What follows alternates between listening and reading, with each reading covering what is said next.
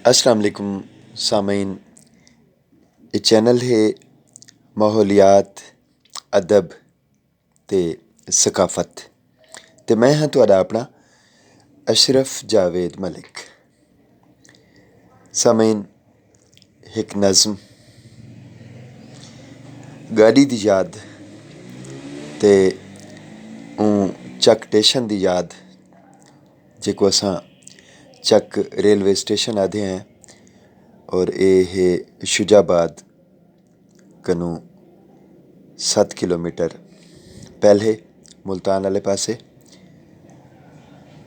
और नज़म दा नाम भी चक स्टेशन है। और ये ओ चक स्टेशन है जित्थां साडा निक्का वेला गुजरा, और ओ वेला जदा असां चक स्टेशन बन के गाड़ी उत्ते चढ़ते हासे मुल्तान और बे शहरां तो वेंदे हासे। चक स्टेशन दे हुरड़ हा है, चक स्टेशन दे किकरों लत्थी रंग कुटींदी डिठी हासे।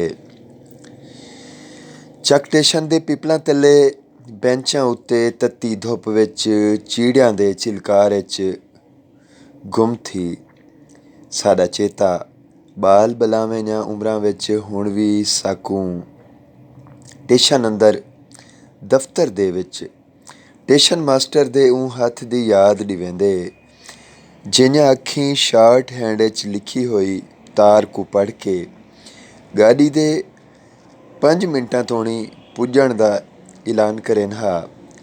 माल गाड़ी को लुंडी आन क्रॉस करे हा। ओ चक स्टेशन कल देख आया। रेल क्रॉसिंग गाड़ी खड़न चरखी आले नलके उत्तू पांधियां दा खड़ पानी पीवण, टीटी साहब लक्कड़ दे ढिग रंग व्यापारी बेंच ओ पिपल लैना बारू लगे जंगले सब गुम थी गयन। स्टेशन दे दू कमरियां अंदर कुछ भी कहनी, दर दरवाजे लक्कड़ काठी, दर दरवाजे लक्कड़ काठी चोरां दे घर वन सुधारिन।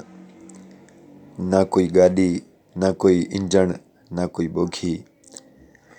मैं कल्हे बस पिछले वेलियां को खड़ कल्हे हकलां मारिन। कोई भी गाड़ी नजर नहीं आई बख्तां भरी जीवन जोगी। मैं बस कलड़ा, मैं बस रोगी।